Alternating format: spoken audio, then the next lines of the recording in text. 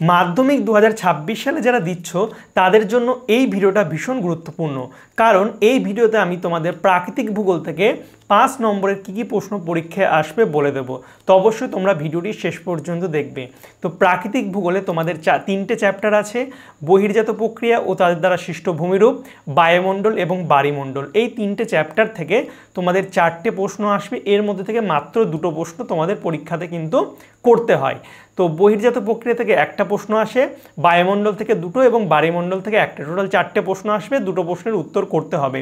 তো কোন চ্যাপ্টার থেকে কী প্রশ্ন ইম্পর্টেন্ট আমি বলে দিয়েছি, তোমরা যারা এখনও সেই ভিডিওটা দেখোনি ইউটিউব চ্যানেলে গিয়ে এই ভিডিওটাকে দেখে নেবে। আমি প্রতিটা চ্যাপ্টার থেকে ইম্পর্টেন্ট প্রশ্নগুলো বলে দিয়েছি।